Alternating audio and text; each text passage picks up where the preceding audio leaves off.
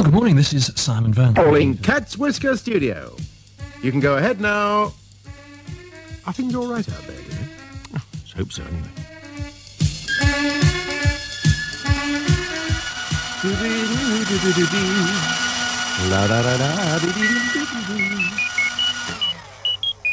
Ah, 9:05. Nearly time to start the Cat's Whiskers radio show. What am I saying? 9:05 is the time to start the Cat's Whiskers radio show. Hey, listen to this, cause you're tuned to Cat's Whiskers.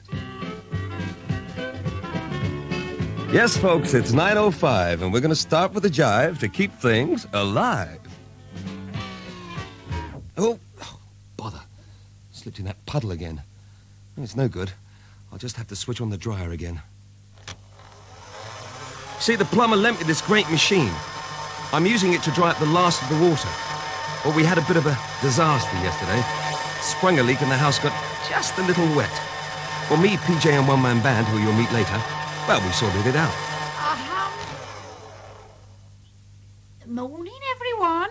Morning, Mary. I haven't had a very good start this morning. Better than my start to the morning. Why, what happened? My husband, the farmer, sent me out to do some odd jobs. Well, what'd you do? I milked the bull. That's an odd job. Right. I'll pop up to the kitchen while you tell them about the Channel Tunnel feature. Do you think you can manage on your own? Do you mind? I think I'll put the tape on. Oh, silly me. That's the Russian tape. Oh, no, it's not. It's the right tape, but it's the wrong speed. I suppose you could say it was Russian forward. Yes, well, let's listen to it, shall we?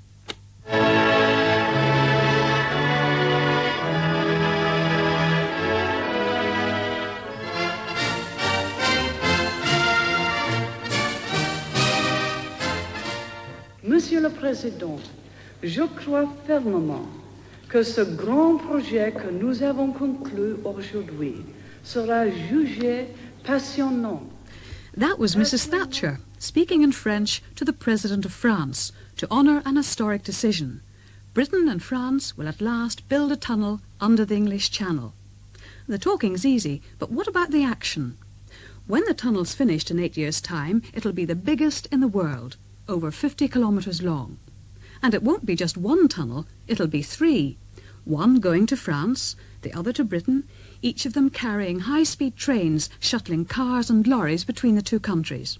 The third will be a small service tunnel. The whole operation will cost all of £2,300 million. Well, clearly it's a massive project, so how on earth do you begin? Well, Tony Goethe is one of the tunnel engineers, and he gave me, when you think of it, a pretty obvious answer. You dig a hole long enough and deep enough to get this thing that we call a mole in. Now, a mole is, in fact, a machine for digging tunnels in softish ground. It's a long, thin tube that the end goes round with diggers on the end. As it pushes itself forward, obviously, it digs and it produces lots of soil, or spoil, as we call it. And that gets loaded onto conveyors and then onto little trucks. And on their return journey, they take in what we call tunnel linings. Because you have to line this tunnel with something. Well, concrete is what you line it with, actually.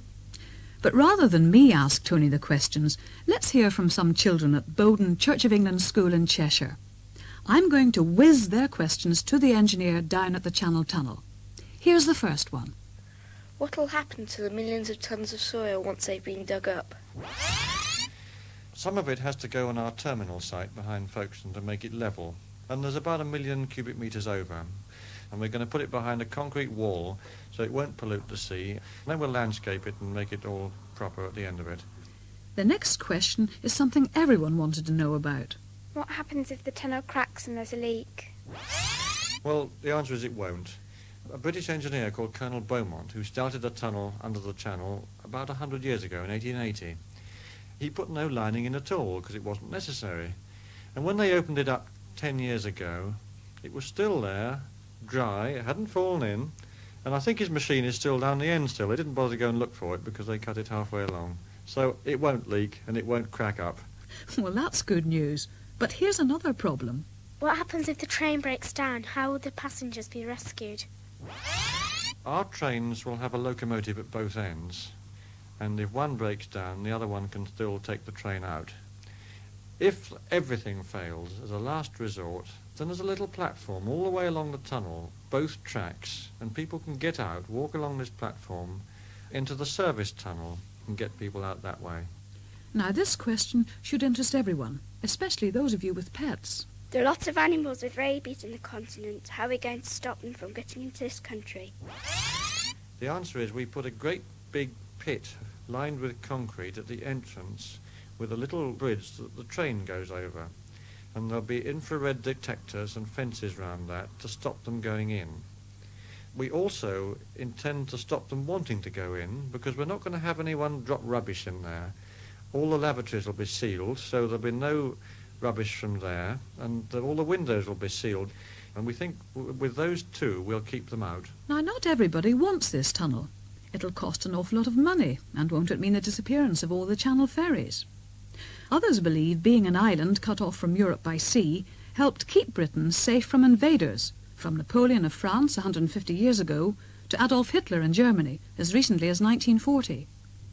Sir Nicholas Henderson lived through the Second World War and later represented Britain as ambassador to West Germany and the United States. Now times have changed from the dark days of war, and today Sir Nicholas led the group which made the winning bid to build the Channel Tunnel. Up till now, the wealthy people, or people who had made money, have been able to go and see the great antiquities, the great buildings, the great scenes of Europe. And I think it's only right in the modern age that everybody should have this opportunity. I'm very excited by the idea that people will be able to come from the continent to our islands to see the many things we have to offer them in terms of the daily life and our culture. That's the good news about the Channel Tunnel. Tomorrow I'll be hearing the bad news from some children near Folkestone, the place where the tunnel will actually be built. I quite fancy a weekend in Paris myself. I could do with a holiday. That'll be PJ. Do you know, on Monday, I heard knocking on the door, and I thought it was a ghost. Ridiculous. I let her in. PJ? There's no one there.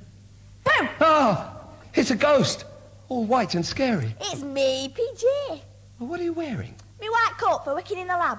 Your white coat for working in the lab? Hello? There's an echo in here. That'll be the post. You can explain about the lab in a minute. How's your map of the house going that we started on Monday? Fine. I thought we'd do the rest of the ground floor today, since yesterday was such a washout. Right. Everybody, pencils and papers poised to recap the map. Right. Here we go. In the cellar. Backs to the studio. Yeah, got that. Turn right, up the stairs. Yeah. Mind the beam. Oh, and the other one. Up into the hall, along to the front door at the other end. Bend down to the mat and pick up... Oh! Post. Oh, my head. Sorry, some interesting letters there. Yes, and you'll be delivering lots more soon, because this is the address for the map competition, and anything else the listeners want to send in. Here it is. Cat's Whiskers, BBC, P.O. Box 40, Manchester, M60, 1FR. Well, they better get it dead right. Don't want it going to the wrong house. Oh, Postman, you can help me with this. I was doing the crossword this morning, and there was one I couldn't get. Oh, well, what was the clue? Postman with big sack on back. Oh, how many letters? Hundreds, I should think, in a sack that size. Any more jokes like that, and I'll give you the sack. Ooh, I don't think he was very pleased. I wonder if he'll be back today. I don't think so. That was the last post. Nah, that's one man band practicing. What a lovely smell. Where's it coming from? Mary Molsh is cooking in the kitchen, and you know where that is, don't you? What about the post? What? Oh, the post. Yeah, sorry. Well, let's have a look. Yes, well, we've got another Asterix tape. Put that on in a minute. Lots of other things. I'll go and pay Murray a visit in the kitchen. But you're Miss Asterix. No, I won't. There's a radio in there. Oh, some people have all the luck. Meanwhile, I've got to get back to the studio. Right, so it's back across the hall. Oh, the beam. Right, into the studio. And Asterix tape on.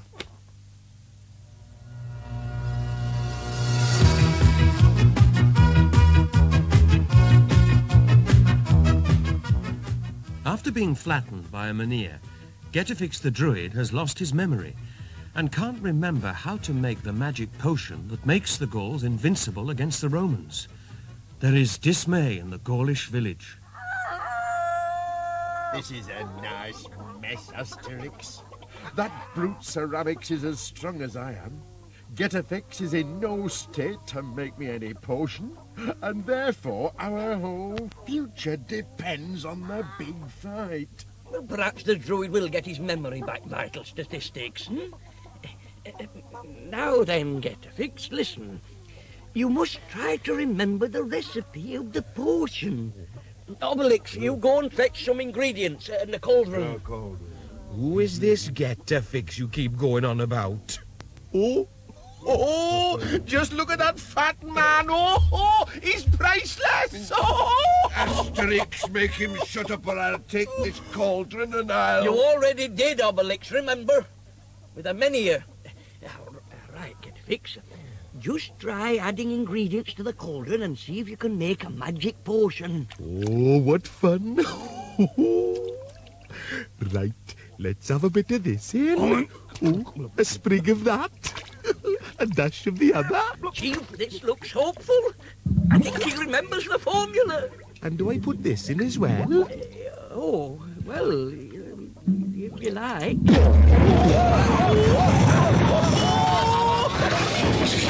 Oh, what fun! It went off bang! Oh, let's play this nice game again! You all right, Obelix? Yes, I don't know where the cauldron went, though. Then go and get another one.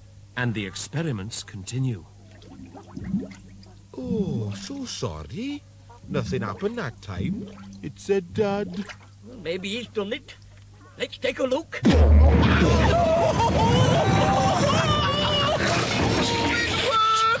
It worked! Meanwhile, a platoon commanded by Legionary and Firm of Purpose patrolling the forest is surprised to find no Gauls about. I'm surprised to find no Gauls about. We're surprised to find no Gauls about. And even more surprised, hearing the sound of distant explosions, to find cauldrons flying through the air. Bombs. Clunk. Hello, it came down over his head. You all right in there, Infirm of Purpose? Oh, it won't come off! Back to camp, quick! Cauldrons, did you say? How dare they take pot shots at my men? Ugh. This one's been used for fish soup, too. Here's a pretty kettle of fish. Winkle Infirm of Purpose out of it. He's volunteered to go and spy on the Gauls. No! Never! I'm not coming out! I won't go and spy on the Gauls! I'd rather stay inside this cauldron! Then I'll poach you alive in that cauldron. Then you'll be in the soup. Oh, all right. I'll come out! All away, men. 1, 2, 3. Ah, here he comes. Morning. Congratulations on your unsolicited heroism, Infirm of Purpose.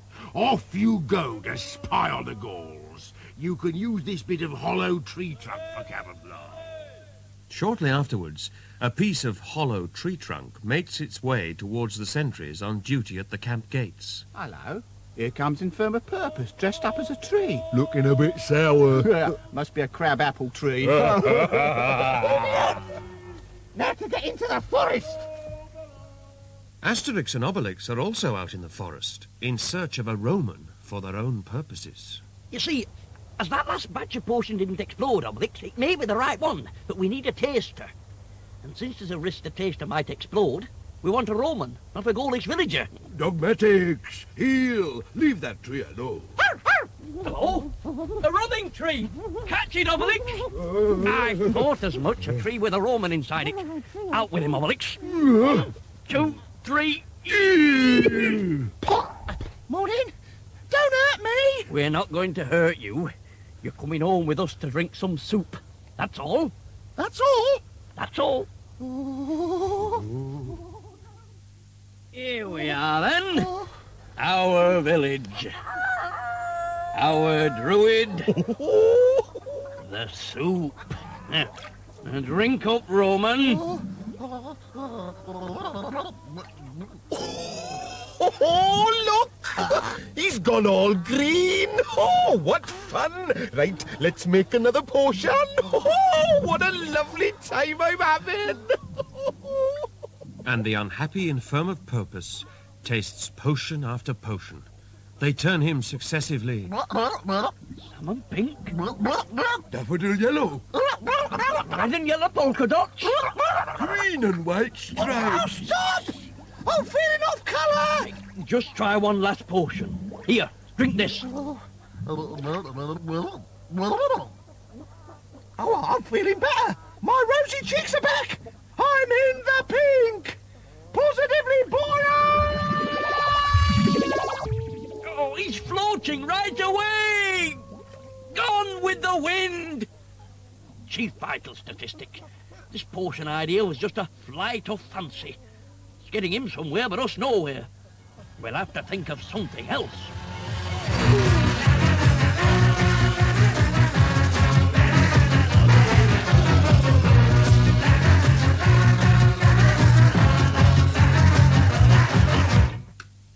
What are you making, Mary? A potion to make us all float away like infirm of purpose? Never you mind. Where's my big saucepan? Dunno. Oh, I'll use this instead. What are you up to in that laboratory, PJ? All that physics and chemistry and nature study. Oh, just experimenting. What sort of things? Crusted baked potato with a sponge. What was that like? Didn't taste too good, but it soaked up a lot of the gravy. Bubble. Crossed a chicken with a frying pan and got an hen that lays fried eggs. Bubble. Talking of frying pans, where's my frying pan? Oh, I think I better get back to the lab. Bye. PJ? Oh, she was in a hurry. She had to go back to the lab next door. Have you seen my saucepan? What, the red non-stick one with the copper bottom and the green-grey handle? Yes. No. Oh, dear. I think I'll just make myself some breakfast, thank you. You do no such thing. Not while I'm cooking. What's that? It's my electric whisk for mixing. That looks handy. Wish I had a machine to make my breakfast for me. In fact, that's not a bad idea. Tell you what, why not design a machine that will make your breakfast for you? Then you could send it to me here at Cat's Whiskers, and I'll send a prize for the best one. Go on, have a go at designing the patent breakfast maker, labour-saving device of the decade. Iron Man, I've done it. I haven't. Got to put Iron Man on the tape player. Right, back down the passage, across the hall, down the steps, and into the studio. Ladies and gentlemen, boys and girls, mothers and fathers, sons and daughters, The Iron Man by Ted Hughes. Episode 3, The Space Being and the Iron Man. The story so far. The Iron Man has freed himself from the hole the farmers had trapped him in. To stop the Iron Man from eating all the farmers' machinery, the little boy Hogarth takes him to a scrapyard. The Iron Man is happy. And then, one day, there came strange news. Everybody was talking about it. One of the stars of the night sky had begun to get bigger. And not just bigger, but bigger and bigger and bigger. Night after night, it grew and grew. It hung there in the sky over the world, blazing down, the size of the moon, a deep, gloomy red. And now there could be only one explanation. That star was getting bigger, because it was getting nearer, and nearer, and nearer, and nearer. It was rushing towards the world, faster than a bullet, faster than any rocket, faster even than a meteorite. And if it hit the world at that speed, why, the whole world would simply be blasted to bits in the twinkling of an eye. But all of a sudden, a strange thing, the star seemed to have stopped. And now it was that the next strange thing occurred. In the middle of the giant star, a tiny black speck had appeared. On the second night, this speck was seen to be wriggling and much bigger. On the third night, it seemed to be either a bat or a black angel, a dreadful silhouette flying out of the centre of that giant star straight towards the earth. Within a few more nights, its shape had completely blotted out the red star. The nameless, immense bat angel was flying down straight at the earth. It took several days to cover the distance. Then, for one awful night, its wings seemed to be filling most of the sky. Next morning, it landed on Australia. The thing had actually landed. And it was a terrific dragon. Terribly black, terribly scaly, terribly clawed, terribly fanged, with vast, indescribably terrible eyes, each one as big as Switzerland. There it sat, covering the whole of Australia, its tail trailing away over Tasmania into the sea. Luckily, the mountains and hills propped its belly up clear of the valleys, and the Australians could still move about in the pitch darkness under this new sky.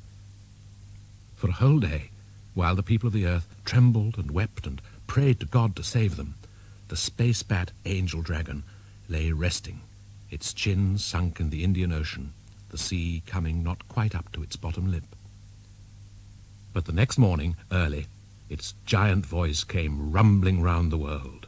The space-bat angel dragon was speaking.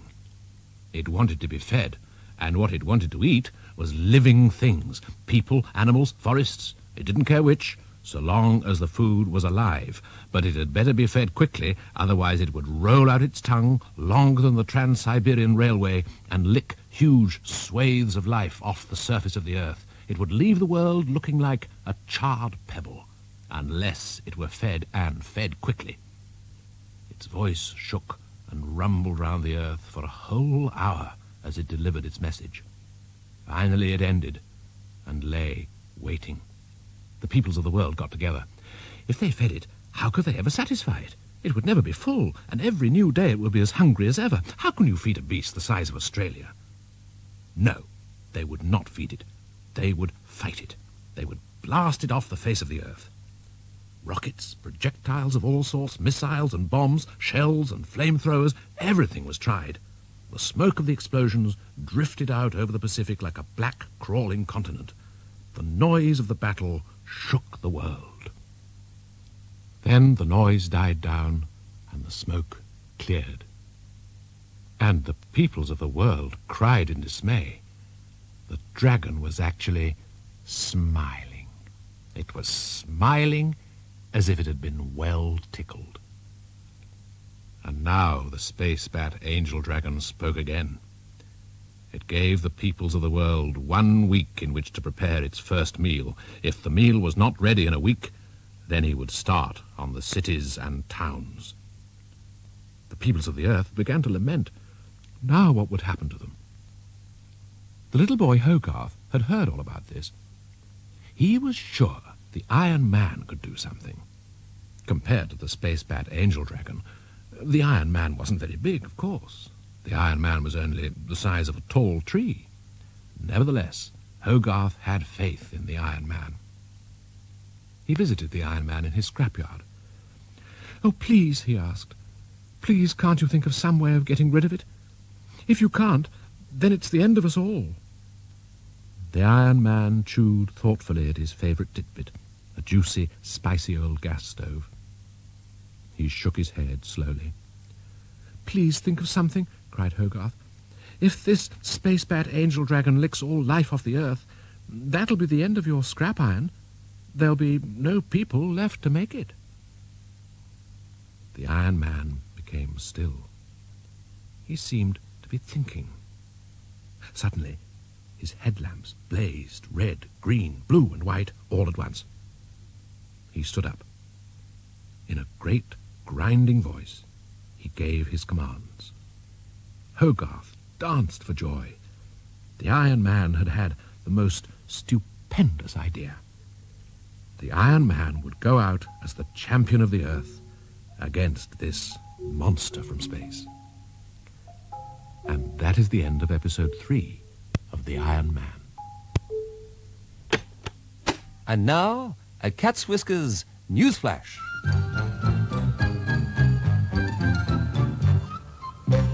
A boy was late for school last week. When asked why, he said, "I spent most of the morning trying to get my shoe on with a trumpet." The teacher said, "Why were you using a trumpet?" And the boy said, "I couldn't find my shoe on." And now we go live to Brighton Pier for the high tide forecast. Over to you, Long John Silver. The high tide forecast. I forecast high tide here at Brighton Pier won't be for a few hours. Wrong again. Thank you, Long John Silver. And now, travel news. Over to Major Holdup at the airport. Yes, and I have with me Captain Fledgling, B.A. pilot, and he's going to be explaining one or two things. Now, what's that? That's a biplane. Mm-hmm. And what's that large one over there? That's a jet plane. And what about that large flat thing in the distance? That's Salisbury plane. Fair enough. Now, this is Major Holdup handing you back to the studio. Thank you, Major Holdup. It's a loud knock. Mary from the dairy must be stronger than I thought. Ah, I've got it. It's PJ up to her tricks again. I'll give her a fright. I'll open the door and say boo. Boo! Oh! Oh, I don't believe it. There's a huge 8-foot man made of metal, horrid and shiny. Well, he might come in here. I've got to get out of the window. Oh. Well, it's nice to be in the garden. Safe at last. Hiya, Paul. Oh, hello, one-man band. You look like you've had a bit of a shock. Yes, well, I have. You see, there was this big metal man and... Oh, well, you'd never believe me. Oh, I think I would. Are you going to sing a song for us later? Certainly. Great. Right, well, I've got to go now. It's time for today's surprise package. Ah, here we are. Back in the studio.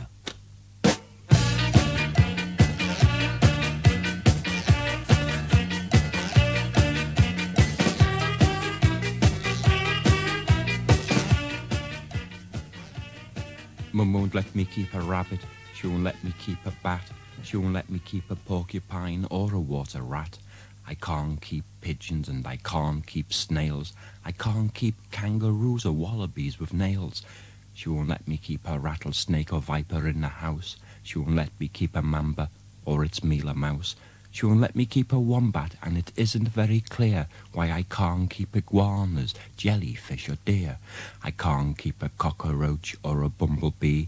I can't keep an earwig, a maggot or a flea. I can't keep a wildebeest, and it's just my luck. I can't keep a mallard, a dabchick or a duck. She won't let me keep piranhas, toads or even frogs. She won't let me keep an octopus or muddy water hogs. So out in the garden I keep a pet ant, and up in the attic a secret elephant.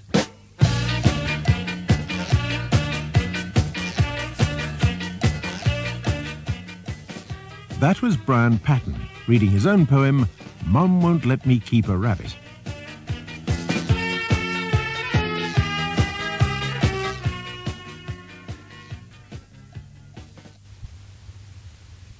Don't be nervous there. Now, this is where we're really going to have to use our maps, because I want to find PJ quickly. Now, I think she must still be in the lab. Now, that's down the long corridor off the hall, just before the kitchen on the left. Right, here goes. He doesn't seem to be in the cellar ahead of me. No, it's just an old bicycle, some boxes and... Oh! Oh, no. It's only an old dustbin. Now, right, up the stairs. Hang on a minute. I didn't bang my head on the beam. Oh, he must be tall. He's knocked a hole right through these beams with his head. Oh, I'd better hurry. So it's down the end of the long passage, just after the kitchen on the left. Here's the door. L-A-B. I wonder if this is it. And so we take this liquid, add it to the existing formula, 2 lumps of sugar, and we have a lovely cup of coffee. Do you want one, Paul? PJ, the most terrible thing has happened. The house has been invaded by this huge metal man, 8 foot tall, and he makes a terrible clunking sound. Ah! No, look, Paul. Shush! That's it. It seems to be coming from outside. Oh, it's only one-man band. You'd better come in here to do it. It's going to rain again. Well, what about the... Don't worry. The only thing you should worry about is remembering to put the play on the tape recorder in about 5 minutes. But how am I going to get back down to the studio? What if the big metal man... I'll explain everything when I've heard the song. Take it away, one-man band. Right, y'all. Hang on to your eardrums. Where? Where, oh, where the heck's the teapot gone? And where's the cast iron fryer? Oh, where the heck's me ladder, lad? And where's me best fuse wire? Me copper saucepan's gone as well, and so's the baking tray. Oh, where the heck's me metal spoon? I can't find out today.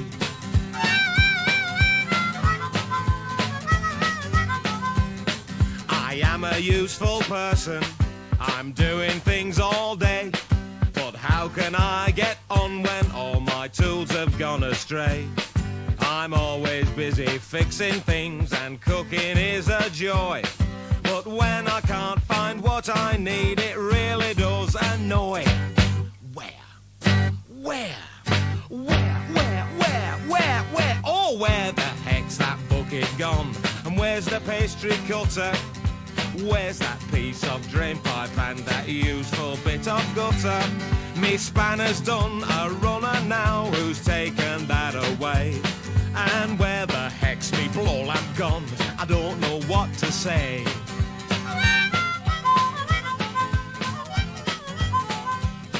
I am a useful person, I'm doing things all day. But how can I get on when all my tools have gone astray? I'm always busy fixing things, and cooking is a joy.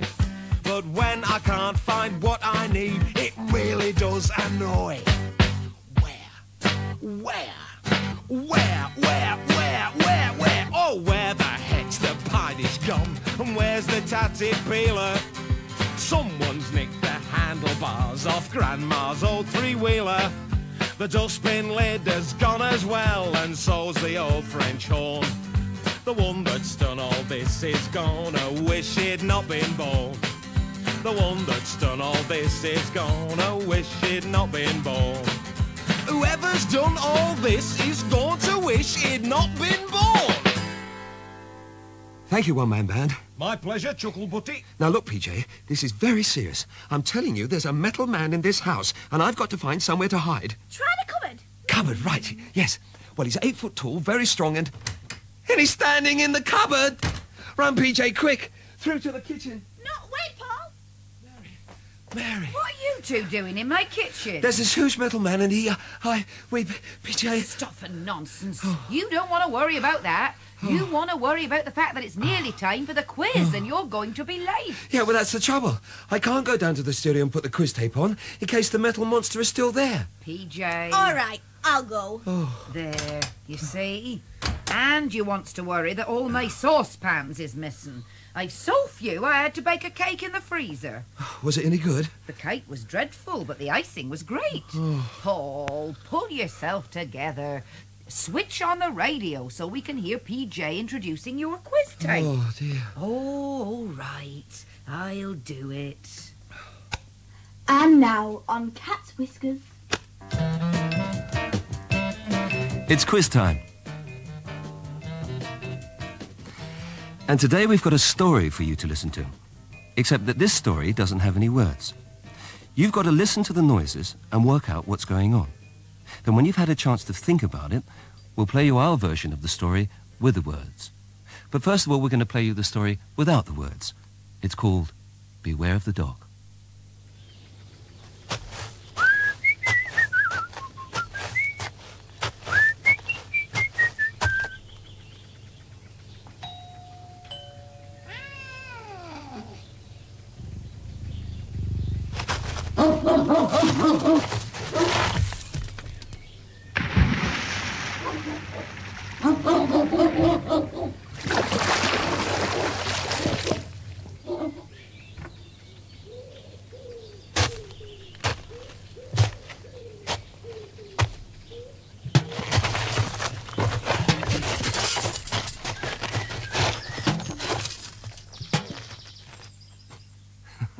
Bit confusing, that. Right, now I'll play you our version of the same story, but this time with the words. Beware of the dog. Right, what have we got today for Mrs. Henderson? 1 letter, 1 postcard, and 1 package. Well, I'll have to ring the bell for that one. Won't fit through the letterbox. Hello, Kitty. What a lovely pussy you are. Oh, here comes that awful dog of Mrs. Henderson's. Down, boy! Down! Oh!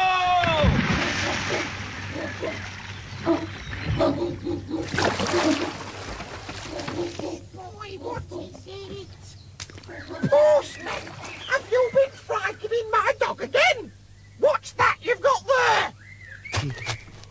One letter, one postcard, and one package. But they're all wet. Oh, come here.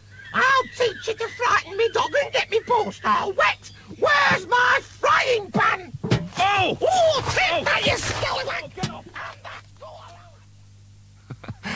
Actually, I don't know whether Beware of the Dog was quite the right title. Perhaps it should have been called Beware of the Dog Owner. Anyway, I hope you enjoyed that. Listen again tomorrow for another quiz.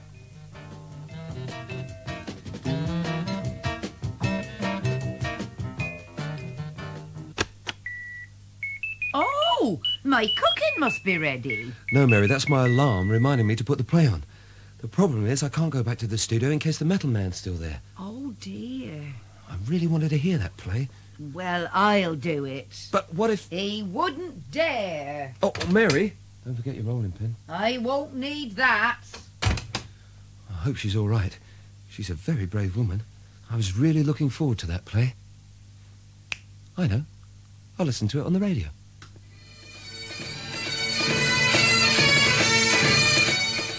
Scotties' Revenge by Deirdre Fraser, Amanda MACMILLAN, Kirsty Taylor, Karen Kettles, Martin Baker and Denise Midler.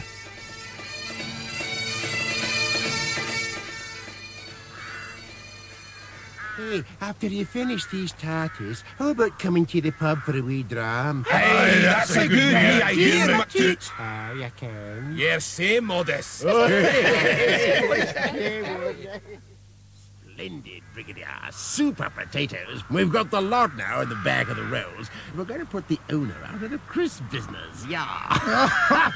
Splendid all this, isn't it, Fraser? What are they Sassanites doing in our field? I don't know, but we'll find out. Shards, lads!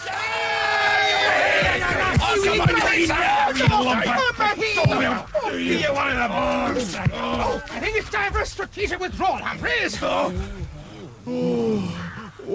my head. You daft old bother. Hurry, get up. Oh, look what's happened now. Those brutes are away in a Rolls Royce already. Jump into the tractor, lads. We'll follow them in the super machine. Right,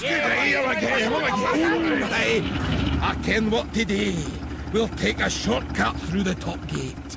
Cut them off at the T-junction and follow them to their hideout. Wow. There's no way they'll catch us now, though.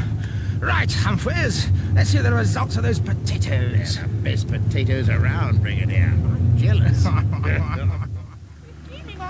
I'll drive a wee bit closer, and at the same time, you climb into the trailer, grab the pitchforks, spades, anything you can lay your hands on. Then we'll pull alongside them, then attack them! Gosh, look, those scallywags are beside us.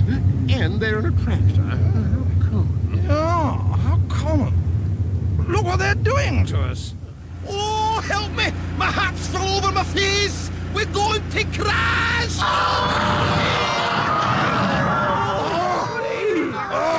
What happened, Willie? How on earth did you pass your driving test? My hat fell over my face. I couldn't help it. And by the way, I found it easy to pass my driving test. Jump, lads!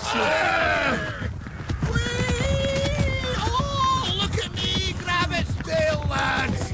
Oh, this is a fine way to travel. I don't exactly like hanging on to Charging Bull's tail, but it's a fine idea. Really well done. How's that a great idea, Willie? We can follow the knobs, you fool! Aye, I see now. I'm great, am I? Oh, nah. Oh, you're my clever uncle. How am I going to steer this brute? I don't know. Oh, look. I've got a bit of string in my pocket. I'll tie that to his lugs and I'll easily steer him. Aye, but hurry. Oh, just pulls in.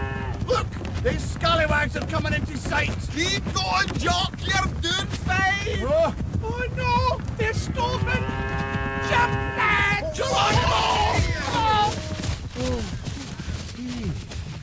Look at this house. They're a posh, eh? Gee whiz. I've never seen the likes before. Come on, we can trap them in the house now that we've found it. I've got a good idea. We'll go to the door of this palace. Then, well, there's bound to be a butler to answer the door, so when he comes to the door, we'll bang the brute on the head. Then we Jock can dress up in his clothes. Go to their rooms with coffee and stick 'em up. Hey, good idea, Jock. Here's my shotgun. Oh, great idea. Go on, lads. Action!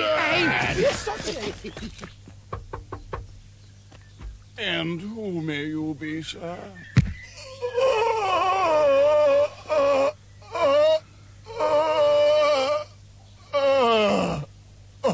That's him taken care of. Hurry, Jock. Hurry, Jock. I'm going. We're right behind you. Okay. You called, sir? Nothing of the sort, Wilfred. Get out. Stick 'em up, you scallywag! Oh, gosh. We've been found out, Briggs, old chap. Come on, what were you doing in our field? I'll phone the police. They'll take care of this field. Wasn't it? Well, lads, that was a fine job. Come on, all together. Take Jock. Take Jock. For he's a jolly good fellow, for he's a jolly good fellow, for he's a jolly good fellow. And so say all of us.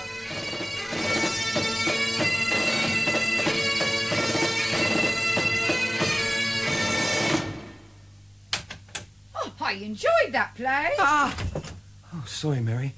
I thought you were the mysterious metal man. No. Right. Now, we are going to have to get down to the bottom of this metal man mystery. I've got a notion that PJ's behind this. What, behind the mystery of the metal man? Yes, and behind this door through to the lab.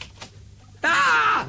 There it is! Now, look here, you oversized baked bean tin. Stand aside. I want a word with PJ. Hi, Mary. PJ, aren't you terrified? No, I was trying to tell you. This is my Iron Man. I like the Ted Hughes story so much that I made an Iron Man of my own. PJ, Well, it's very nice head he's got there. Funny how it looks like my best saucepan, though. Give that here. Wait! Take this lot off. Next time you want to borrow something, come and ask me. Fancy you being frightened of a pile of saucepans, Paul. I wasn't frightened. What's that? Oh, Paul, for goodness sake. That's the kettle reminding us that it's time for the cereal. Oh, yes. Right, well, I'm not going to worry about anything ever again. Oh, well, I'm glad that mystery's over.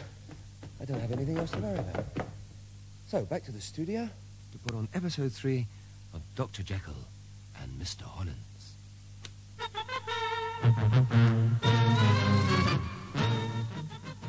The Hollins family's weekend in London takes a turn for the worse when Albert Hollins strains his back, lifting a heavy suitcase.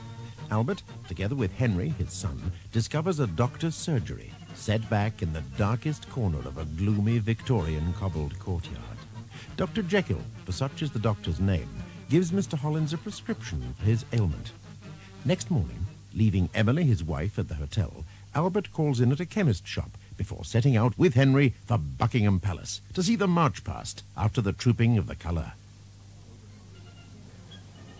But as they stand at the back of the huge crowd, the medicine begins to have an odd effect on Albert.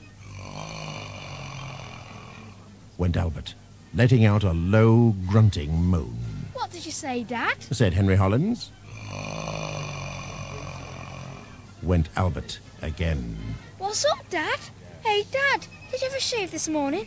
Your face is going all hairy, Dad, and sort of twisted up. Dad?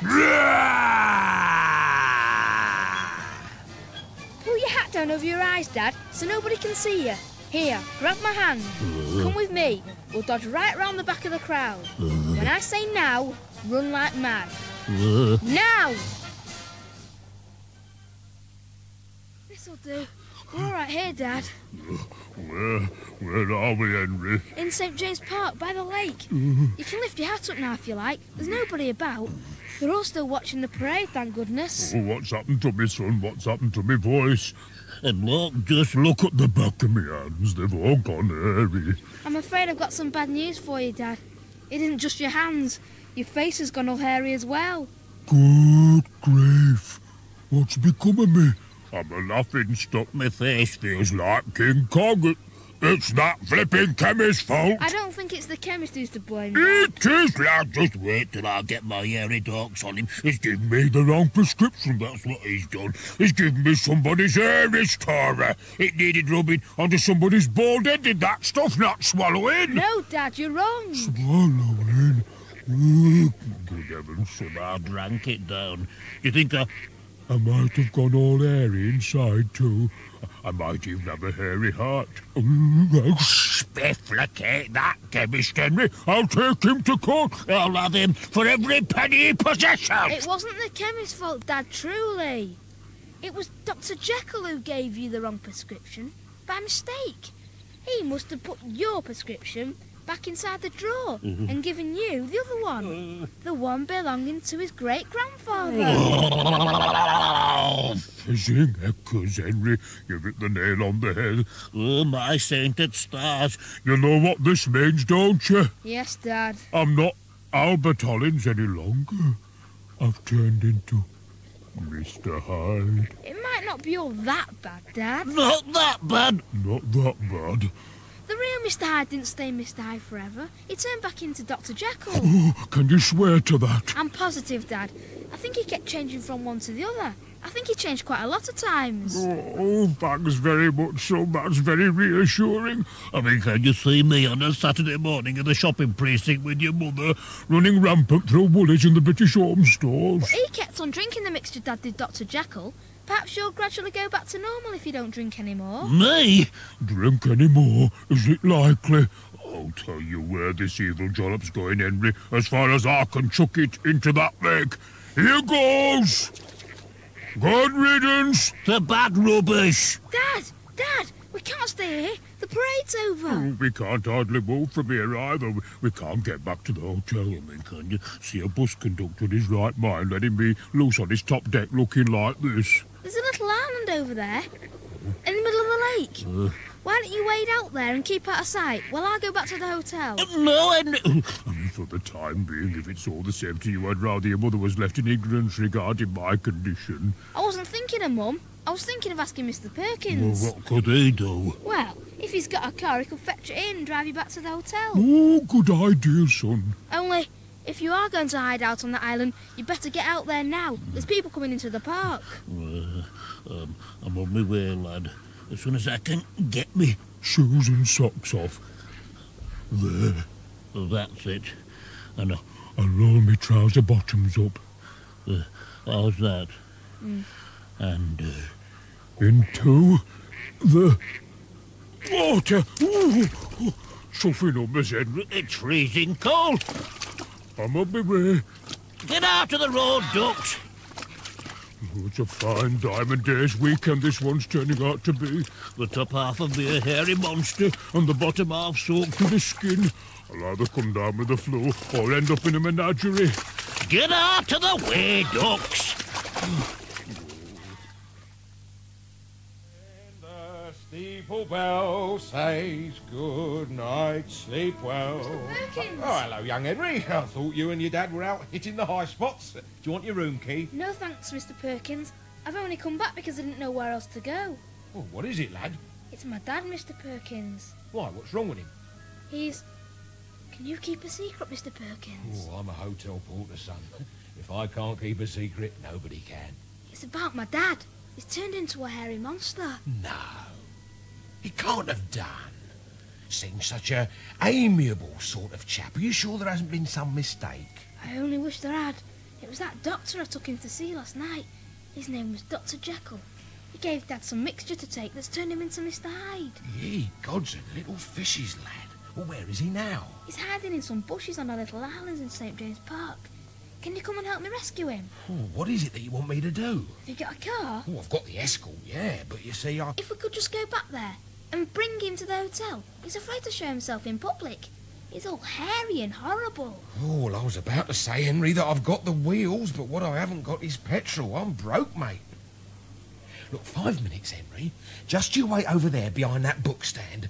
Here comes the hotel's VIP guest. I'll have to attend to His Royal Highness's wants. Prince Ahmed's the best customer the Millions got. Yes, Your Royal Highness, what's your problem? What's more important? What can I do to help? Oh, Perkins, may mighty Allah take pity on me. For surely it is written, is it not, that a prince in London with 50 wives is likened unto a blind camel master whose herd is scattered across the desert. Oh, well, if it isn't written, Your Royal Highness, then it jolly well should be.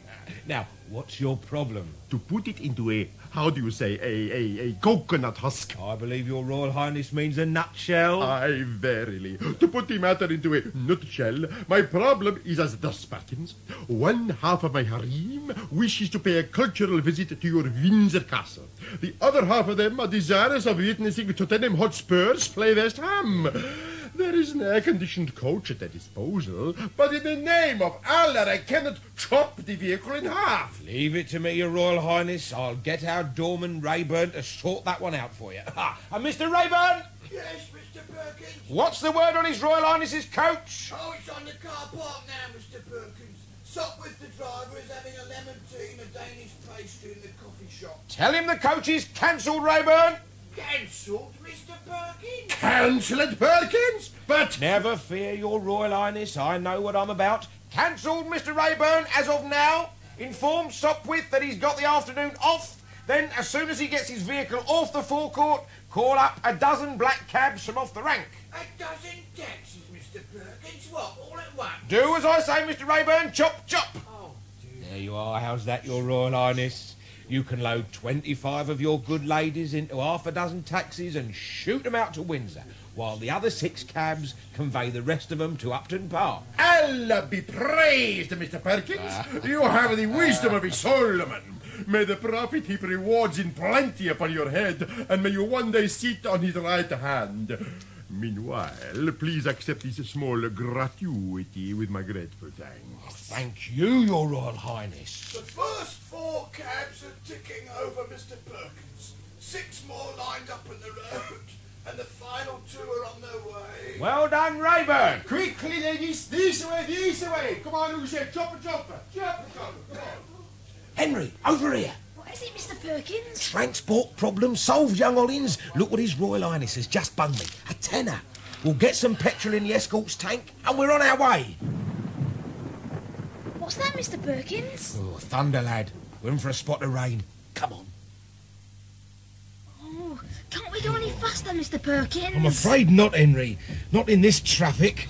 It's the bad weather, you see. It creates havoc on the roads. If Dad's still sitting on that island, he's going to catch his death of cold. I appreciate that, Henry. Believe me, mate, I'm doing my utmost best. Oh, there's one thing to be said for this weather, though. At least it'll keep the crowds out of that park. What's that, Mr. Perkins? Oh, police cars, Henry. Coming our way. More delay, I'm afraid. I shall have to pull over and let them pass. Which way are they going? The very same direction we're headed ourselves, lad. Towards Buckingham Palace. Towards St James's Park. Mr. Perkins, you don't think... Oh, I don't know what to think, Henry. I don't care to think. All we can do is hope. Oh, do shut up, ducks, do. It's bad enough being stuck out here soaked to the skin, catching a cold, to say nothing of having been turned into a hairy monster to boot, without you lot putting your 2 penny within. Where on earth have you got to, Henry? Get a move on, son. Oh, Eckers. Now what? That's a police car coming into the park. Surely they're not after me. Perhaps if I wriggle down into this undergrowth. Oh dear, it's thick with duck dirt. Now what do I do?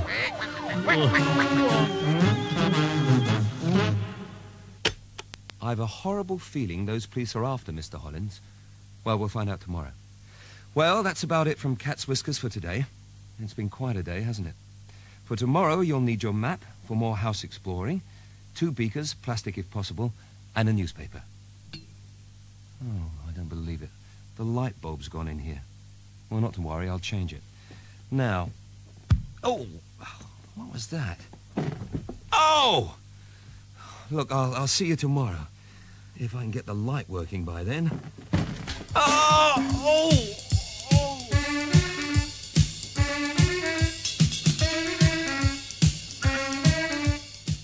We'd be very interested to hear what you think of Cat's Whiskers, so write to us at the Cat's Whiskers address or ring 061 if you're outside Manchester, 814 3222. The lines are open till 11 for 1 hour, so please ring. Goodbye.